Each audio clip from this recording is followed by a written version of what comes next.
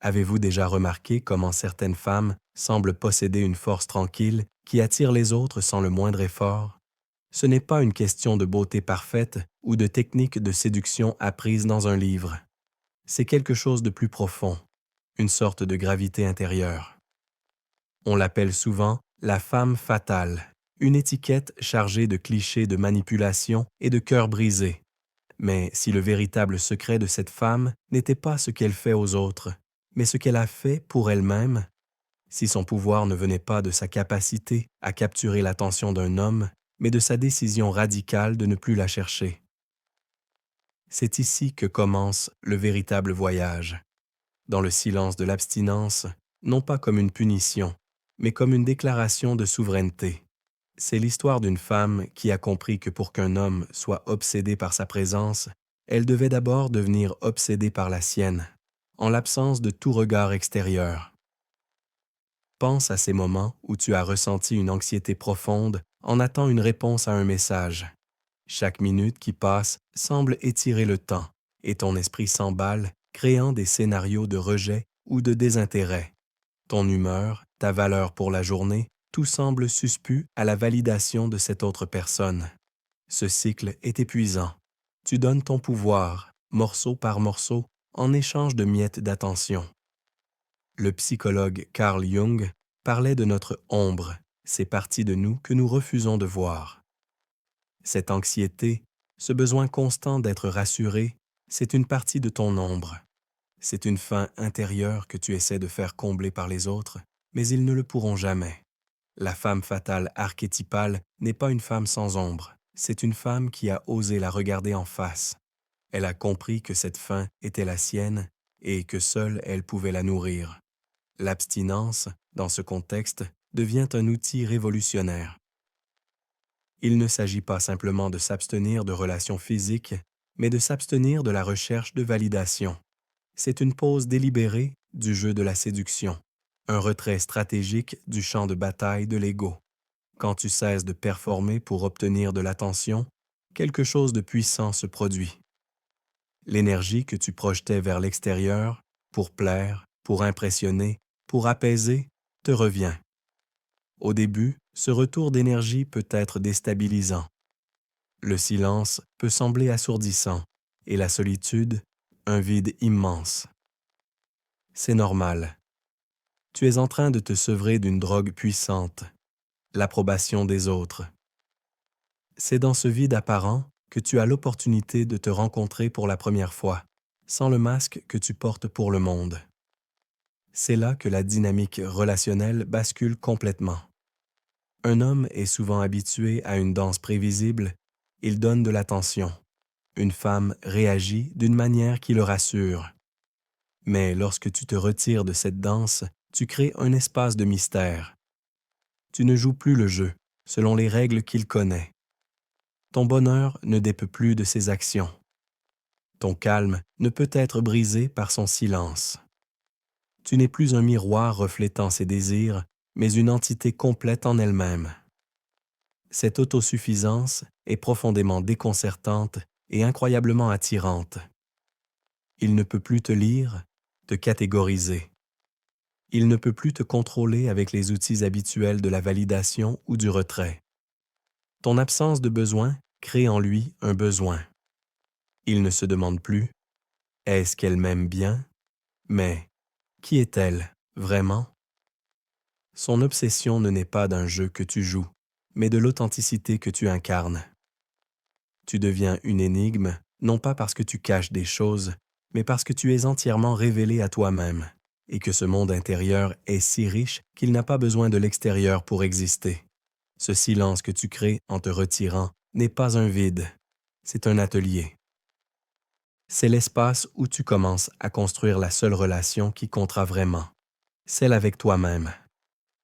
La plupart des gens passent leur vie à décorer leur façade, à apprendre les bonnes répliques, à perfectionner leur apparence pour le regard des autres.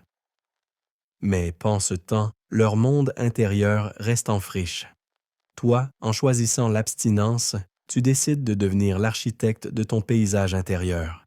Tu cesses de chercher quelqu'un pour te sauver du chaos de tes émotions parce que tu es occupé à apprendre à naviguer dans ta propre tempête. Tu découvres que la sécurité que tu cherchais chez un partenaire est en réalité une compétence que tu peux développer en toi. Jung parlait des énergies masculines et féminines présentes en chacun de nous. Souvent, une femme peut chercher à l'extérieur l'énergie masculine qu'elle n'a pas encore cultivée en elle, la structure, la protection, la capacité à prendre des décisions fermes. As-tu déjà hâte qu'un homme prenne les devants pour te sentir en sécurité? As-tu déjà eu l'impression d'avoir besoin de son plan, de sa direction, pour que ta vie ait un sens? C'est le signe que ton énergie masculine intérieure est en sommeil. L'abstinence la réveille. Dans la solitude choisie, il n'y a personne d'autre pour tracer la route. C'est à toi de fixer tes objectifs, de construire tes routines, de te protéger de tes propres impulsions destructrices. Tu deviens ton propre pilier. La femme qui a développé cette force intérieure n'aborde plus les relations comme une demandeuse, mais comme une souveraine. Elle ne cherche pas un roi pour lui donner un royaume. Elle a déjà bâti le sien et se demande si elle a envie d'y inviter quelqu'un. Cette démarche est au cœur de la philosophie stoïcienne. Des penseurs comme Marc Aurèle enseignaient l'idée de construire une citadelle intérieure, un espace mental si fort que les événements extérieurs ne peuvent pas le perturber.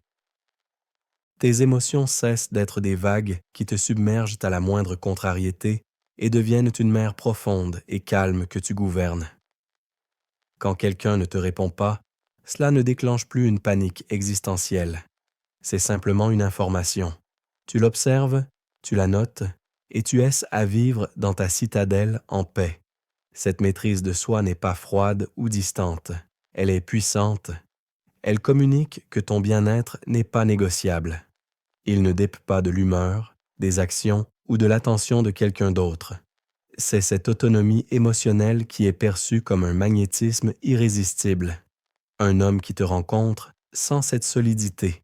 Il est habitué aux femmes dont l'équilibre émotionnel est de fragile, qui dépend de lui pour se sentir validée ou heureuse. Face à toi, il est désarmé. Il ne peut pas utiliser les leviers habituels. Te faire un compliment ne te fait pas perdre pied. T'ignorer ne te brise pas. Il réalise qu'il n'est pas face à une personne qui a besoin d'être complétée, mais face à un univers complet. Son désir de te connaître devient plus profond. Ce n'est plus une simple attirance physique ou un jeu de séduction. Il est fasciné par la source de ta force. Il veut comprendre comment tu as pu construire une telle paix intérieure. Son obsession n'est plus de te posséder, mais de comprendre le secret de ta liberté.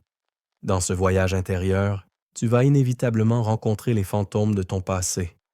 As-tu déjà remarqué que tu sembles attirer le même type de personne encore et encore? L'homme indisponible, le critique, celui qui a besoin d'être sauvé. Ces schémas ne sont pas le fruit du hasard. Ils sont le reflet de blessures anciennes, des échos d'expériences passées qui n'ont jamais été véritablement guéries. Beaucoup de femmes portent ces blessures comme une armure invisible. Elles influencent qui elles choisissent, comment elles aiment et ce qu'elles sont prêtes à tolérer. Sans même t'en rendre compte, tu peux rejouer sans cesse un drame ancien, dans l'espoir inconscient de le résoudre enfin, de le gagner cette fois-ci. Le silence de l'abstinence est un révélateur puissant. Quand il n'y a plus de distraction, plus de nouvel intérêt amoureux pour masquer la douleur, les anciennes peines remontent à la surface. C'est souvent la partie la plus difficile du processus, et celle que beaucoup de gens évitent à tout prix. Une trahison passée, un sentiment d'abandon, des paroles qui t'ont fait douter de ta valeur. Tout cela refait surface. La tentation est grande de replonger dans le monde des rencontres pour faire taire ses voix. Mais la femme qui aspire à une véritable souveraineté choisit de rester. Elle s'assoit avec sa douleur, non pas pour s'y noyer, mais pour l'écouter. Pour la première fois, elle ne demande pas à quelqu'un d'autre de la réparer. Elle se demande « Qu'est-ce que cette douleur essaie de ma peur sur moi-même ?» C'est une transformation alchimique, transformer la souffrance en sagesse. La femme fatale archétypale n'est pas une femme qui n'a jamais été blessée. Au contraire, c'est une femme qui a été brisée et qui s'est reconstruite elle-même. seule. Chaque fragment de son cœur a été examiné, compris et replacé avec intention. Elle a appris de ses erreurs. Elle a pardonné, non pas forcément les autres, mais elle-même pour avoir toléré ce qui n'était pas acceptable. Elle a transformé son expérience de victime en une compréhension profonde de ses propres limites et de ses besoins. Elle ne porte plus ses cicatrices avec honte, mais comme la preuve de sa résilience. Ses blessures ne sont plus des points faibles qui peuvent être exploités, mais des sources de sa plus grande force, l'empathie et le discernement. Cette profondeur est quelque chose qu'un homme ressent instinctivement. Il perçoit que tu n'es pas naïve. Tu as vu le côté sombre des relations, mais cela ne t'a pas paru amer ou cynique. Cela t'a paru sage. Il ne peut pas jouer avec toi les jeux habituels, car tu en connais déjà la fin. Il sent que tu peux voir à travers les façades, non pas parce que tu es méfiante, mais parce que tu te connais si bien que tu reconnais l'inauthenticité chez les autres. Il ne peut pas te manipuler avec la culpabilité, car tu as fait la paix avec ton passé. Il ne peut pas te déstabiliser avec la peur de la perte, car tu as déjà survécu à la perte et tu sais que tu es complète par toi-même. Son obsession se déplace encore. Il n'est plus seulement fasciné par ta force, mais il est en admiration devant ta résilience. Il ne veut pas te conquérir, il aspire à être digne de la paix que tu as si durement gagnée. À mesure que tu avances sur ce chemin, tu rencontres une peur encore plus fondamentale que celle de la solitude, la peur de ta propre puissance. La société conditionne souvent les femmes à être agréables, accommodantes, à ne pas faire de vagues. Tu as peut-être appris très tôt que pour être aimé, tu devais réduire ton ambition, adoucir tes opinions, minimiser tes besoins. Ta force intérieure, ton énergie masculine naissante, peut te sembler étrangère, voire dangereuse. Vas-tu paraître trop intimidante, trop exigeante? Vas-tu finir seule si tu deviens trop toi-même? Cette peur est la dernière gardienne du seuil avant la véritable liberté.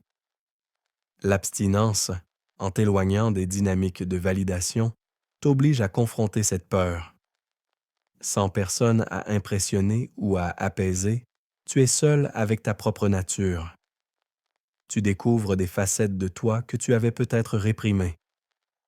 Peut-être une ambition féroce, une clarté intellectuelle tranchante ou une capacité à dire non sans la moindre once de culpabilité. Au début, cela peut être inconfortable. Tu pourrais te juger toi-même, te dire que tu es en train de devenir dur ou égoïste.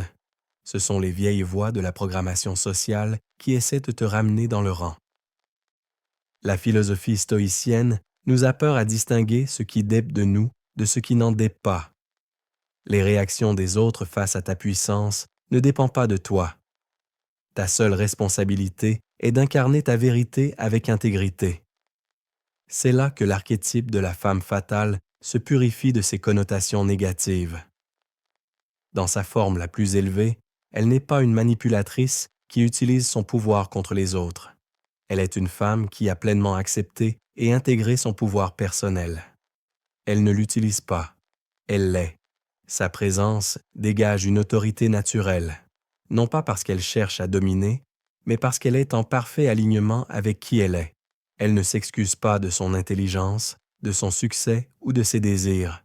Elle ne se diminue pas pour mettre les autres à l'aise. Cette authenticité radicale est un filtre puissant. Elle repousse ceux qui sont intimidés par la lumière et attire magnétiquement ceux qui sont prêts à la rencontrer à un niveau d'égal à égal. Un homme qui entre en contact avec cette énergie ressent un profond respect. Il comprend qu'il est en présence de quelqu'un qui ne jouera pas de petits jeux. Tes standards ne sont pas des règles arbitraires pour le tester. Ils sont l'expression naturelle de ta propre valeur.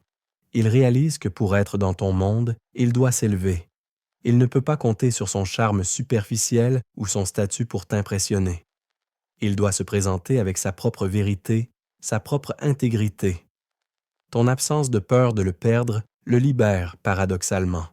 Il n'a pas à porter le poids de ton bonheur. Il est libre d'être lui-même. sachant que tu es suffisamment solide pour gérer ta propre vie.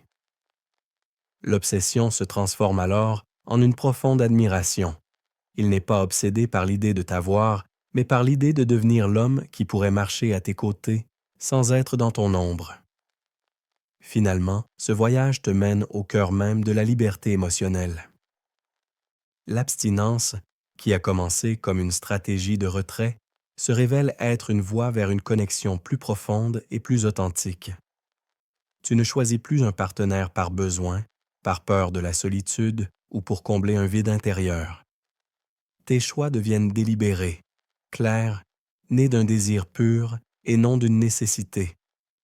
Tu as appris à être seul, non pas comme une condition à supporter, mais comme un état d'être riche et épanouissant.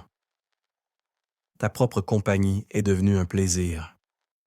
Le silence n'est plus un ennemi, mais un sanctuaire.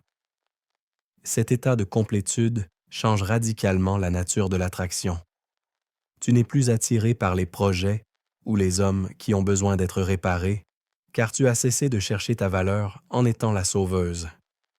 Tu n'es plus non plus attiré par ceux qui semblent puissants et inaccessibles, car tu as trouvé ta propre puissance et tu n'as plus besoin de la leur empruntée par procuration. Ton discernement devient affûté. Tu es attiré par des qualités qui, auparavant, te semblaient peut-être moins excitantes, la gentillesse, la fiabilité, l'intégrité émotionnelle. Tu reconnais la force tranquille chez un homme, car elle fait écho à la tienne. Tu ne cherches plus les feux d'artifice d'un drame passionnel, mais la chaleur constante d'un respect mutuel. La femme fatale, dans sa pleine maturité psychologique, n'est plus une figure de destruction, mais une force de création. Elle crée sa vie avec intention. Si elle choisit de laisser quelqu'un entrer dans son royaume, ce n'est pas parce qu'il a réussi à passer ses tests ou à briser ses murs. Il n'y a plus de murs, seulement des frontières saines. Elle l'invite parce que sa présence ajoute de la valeur à une vie déjà complète, parce qu'il reflète et respecte la souveraineté qu'elle a si chèrement acquise. Elle sait donner généreusement, car elle ne donne pas à partir d'un manque, mais d'un surplus. Son amour n'est pas un marché, c'est un cadeau. L'obsession de l'homme, arrivée à ce stade, atteint sa forme la plus pure. Ce n'est plus une fascination pour un mystère ou une admiration pour une force inatteignable.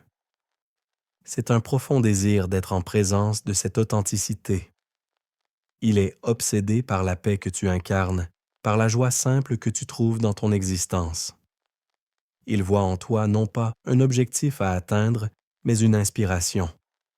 Ta liberté l'invite à trouver la sienne. Ta complétude lui donne la permission de devenir complet lui-même.